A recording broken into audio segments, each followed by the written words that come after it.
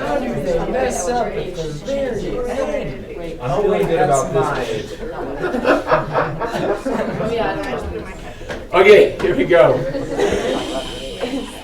Quiet. It says H be the vertical distance between the graphs F and G in region A, in region S.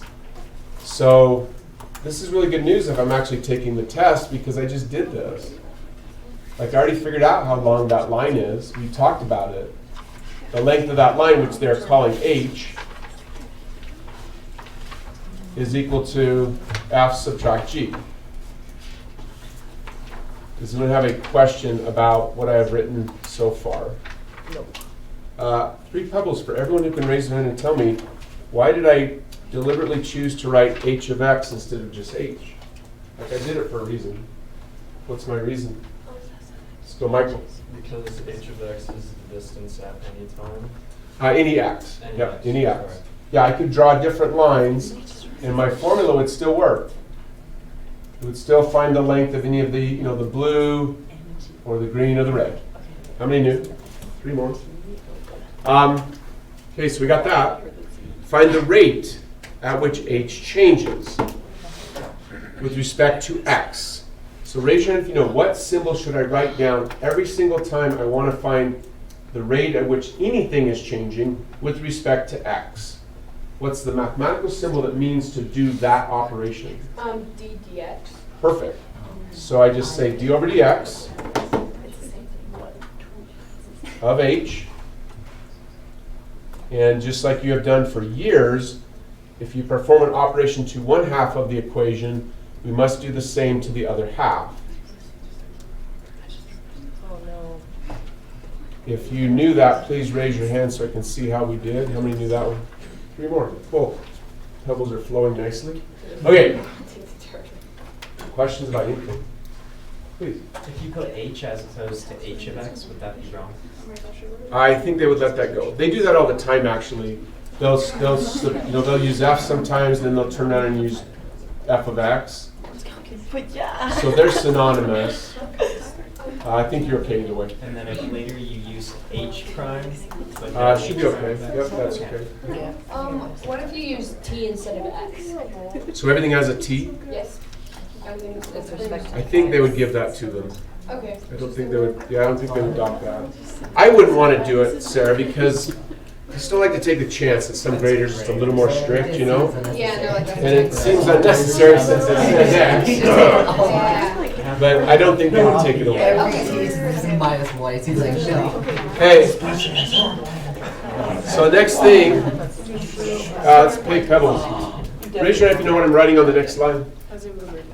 What am I going to write next? Hands up. What am I writing next, Paige? So h prime of x Keep going. then equals. Would you still just leave it ddx? I would probably say no. I write f prime of x, subtract g prime of x. Good job, Swayze. And then we've got to, if you knew that, give yourself 3. Then we've got to find h prime of 1.8. But I can use my calculator, so at this point I should plug it in.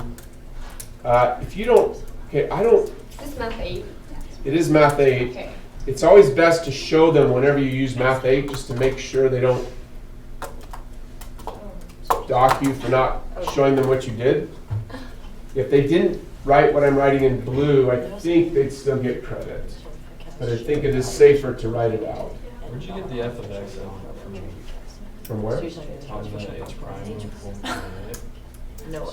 Right here? Yeah. Because let me get it. Let me write it and I'll talk.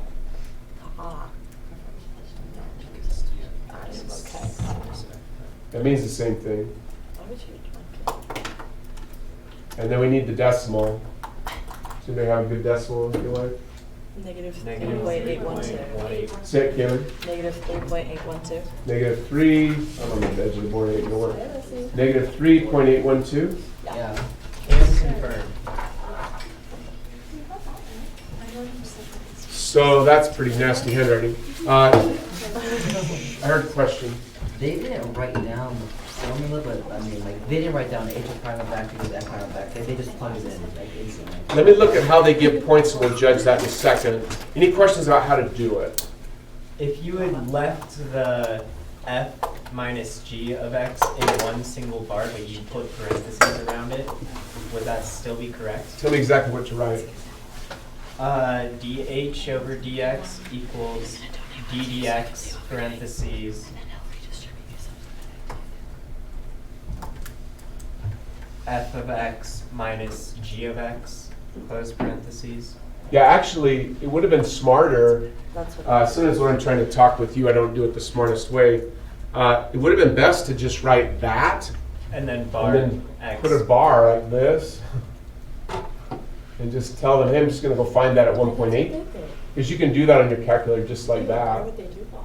That's right, but that's gross. You could have done math 8 just like that. Would have worked great. If you don't do the bar on the left side, I think they'll still give it to them. So I'm going to show you what's the very safest thing to do. Sometimes it's essential, sometimes a little gray. I think that one's a bit gray. Other question about how to do it. I'll show how to grade it in a second.